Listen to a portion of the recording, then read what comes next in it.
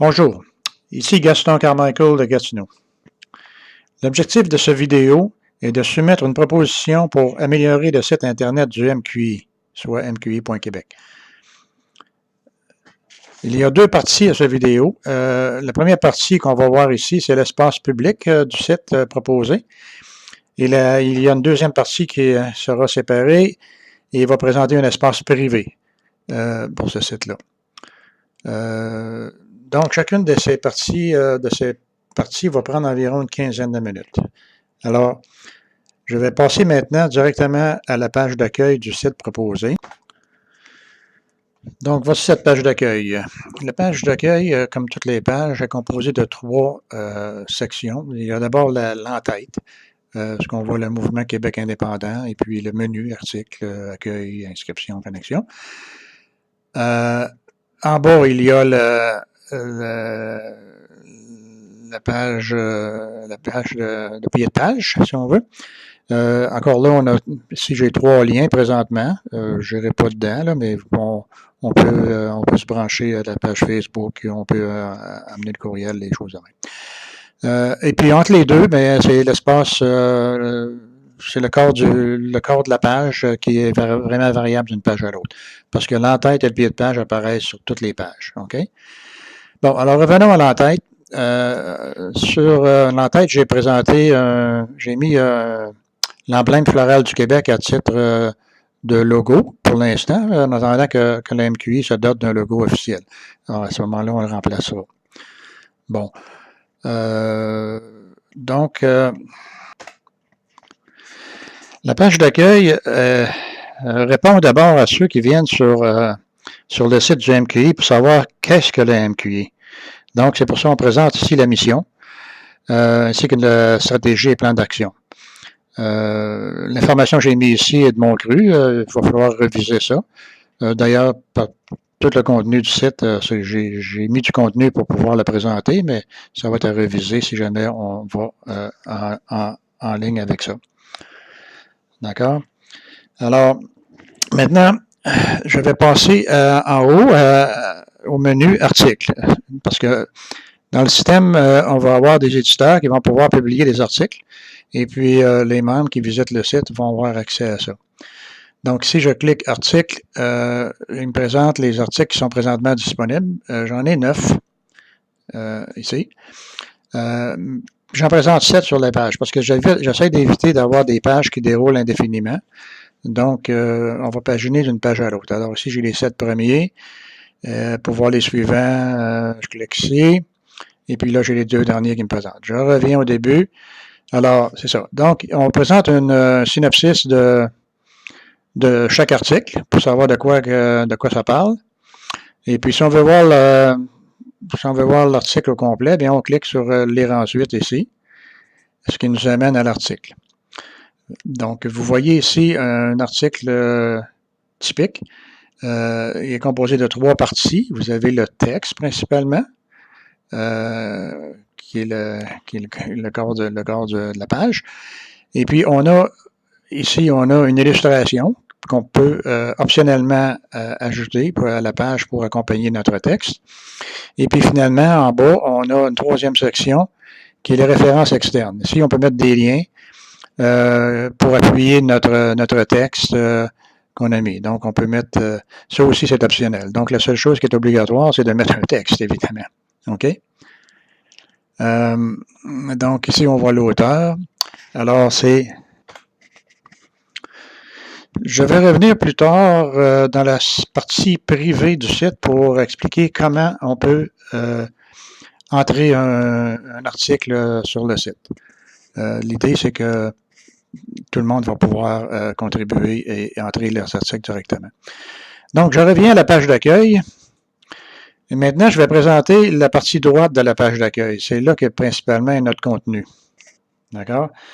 Alors, en commençant du haut vers le bas, j'ai les couvertures médiatiques. Donc, ici, j'ai les 3 premières couvertures médiatiques. Présentement, j'en montre rien que 2 parce que j'en ai mis rien que 2 dans le système. Là. S'il y en aurait 3, elle serait affichée. Donc, par exemple, si je vais sur le câble radio de Trisac pour le lancement, ça m'amène directement là. Et puis, ben là, je vais fermer ça. À chaque fois, je rouvre une nouvelle fenêtre de telle sorte que quand je ferme, je reviens automatiquement à la page du site MQI. Okay?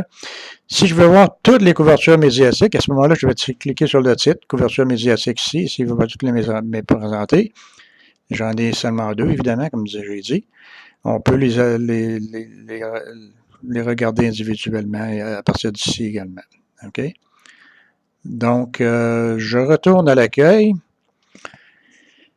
Maintenant, on a les événements du MQI. Alors, tous les événements du MQI vont être là. Les événements, sur la page d'accueil, je présente seulement les événements à venir. Donc, j'en ai 3 présentement événements à venir. Par exemple, j'ai le lancement Outaouais du magazine MQI. On va aller voir. Alors, vous voyez ici, pour les événements, c'est un peu la même structure que pour les articles. On a le texte, une illustration et des références externes. OK? Alors, c'est ça. Je reviens à l'accueil. Si on veut voir tous les événements du MQI qui ont passé et à venir, à ce moment-là, on va cliquer sur le titre de la section. Et puis, voilà, je les ai tous ici. Par exemple, en janvier, Denis Monnière a fait une conférence. Je peux le voir ici. Je n'ai pas mis le lien vidéo vers cette conférence, mais ce serait possible. On pourrait le rajouter si on veut, là. D'accord? Je reviens à la page d'accueil. Bon, la suite après. Alors, les événements à venir j'en ai 3 ici. Les sites du magazine MQI, oui, je le veux. Bon, ben ça, c'est des liens, simplement. Des liens externes qui nous amènent, qui ouvrent une nouvelle page sur le navigateur, nous amènent sur le site. De là, on peut naviguer. Quand on ferme, on revient à notre page MQI. D'accord? L'agenda indépendantiste, eh bien, ça le dit. Je fais le lien avec le réseau CAP sur l'indépendance, qui a un excellent agenda qui regroupe les événements d'un grand nombre d'organisations indépendantistes. Le MQI publie ces événements-là, en tout cas, il devrait le publier.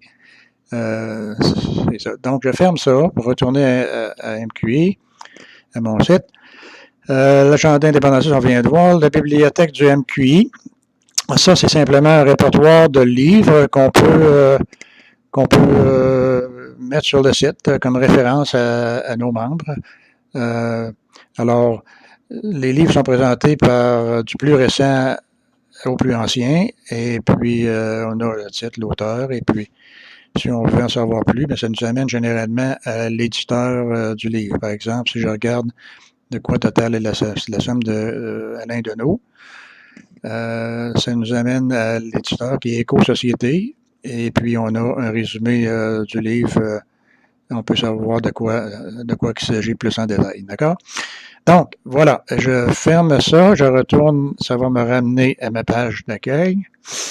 Non, mais là, je ramène ma page d'accueil, oui.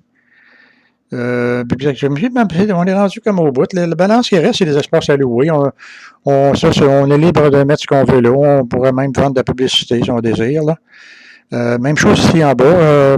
Dans le pied de page, j'ai 2 blocs réservés pour des choses assez standards sur un site Internet. Le troisième, ben, on peut l'utiliser pour d'autres choses. Là, c'est à décider ce qu'on va faire avec. OK? Finalement, il me reste un élément à expliquer, c'est le financement. On a, sur la page d'accueil en bas, on a prévu un bouton faire un don. Comment finance-t-on nos activités? Ben, on compte sur vous, tout simplement. Et ceux qui sont intéressés, on va cliquer sur le don. Ça va nous emmener sur le site de PayPal. OK. Alors là, vous voyez ici, contribution MQI. Test Facilitator, c'est simplement un environnement à test que m'offre PayPal pour pouvoir tester les nouveaux sites. OK? Donc, on travaille avec de l'argent de Monopoly ici. Alors, je peux être généreux. J'ai comme 10 000 $ à jouer avec. Alors, je vais mettre, mettons, 500 $. OK? Et puis, je vais faire connexion. de là, PayPal me demande de me connecter. C'est mon compte d'utilisateur pour le site test. Le mot de passe, je vais rentrer ça.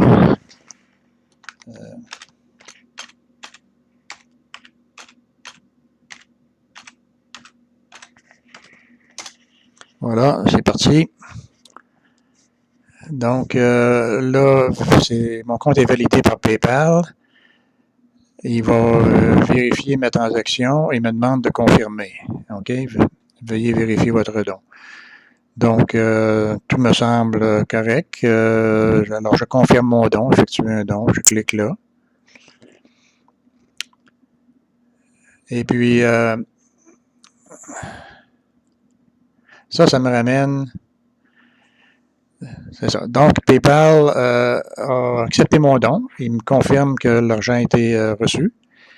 Et puis là, je suis prêt à retourner d'où je viens. Le retour à Test Facilitator va me ramener à mon site du MQI. OK? Donc, c'est intéressant parce que ça nous permet d'afficher une page de remerciement pour le donateur. Donc, je clique ici. Alors voilà, je suis revenu à mon site. Et puis ici, on fait simplement un petit mot pour le remercier et puis l'assurer qu'on va utiliser ces fonds à bon escient. Donc, voilà. Oh, il y a une autre chose que ça fait également. Ah oui. Il y a une autre chose que ça fait, c'est que ça envoie, ça me permet d'envoyer un message, un courriel au registraire. Dans ce cas-ci, ça serait comme à Françoise, pour l'aviser qu'on a reçu un nom. Alors, allons voir mon courriel. Je vais faire un switch dans une seconde. Alors, voici, je suis dans mon système de courriel. Il n'est pas rentré encore. Je vais faire relever. Et voilà, le message est rentré. Ça vient de PHP Mailer. Et puis, ça fait simplement dire que nous avons reçu une nouvelle contribution sur le site MQI. Éventuellement, théoriquement, ce serait possible d'indiquer le nom du donateur et le montant. Je n'ai pas réussi à le faire encore parce que je pense que c'est une limitation que j'ai parce que je suis rien que local, je ne suis pas en ligne présentement. Donc, ça va être attesté dans le futur lorsque le site va être en ligne. Voilà, ça complète pas mal le tour, je crois. L'article inscription et connexion, ça, on va le voir dans la partie 2. Alors, la partie 2 va présenter le volet public, le volet privé du site, c'est-à-dire. OK? Donc, merci de votre attention et à bientôt.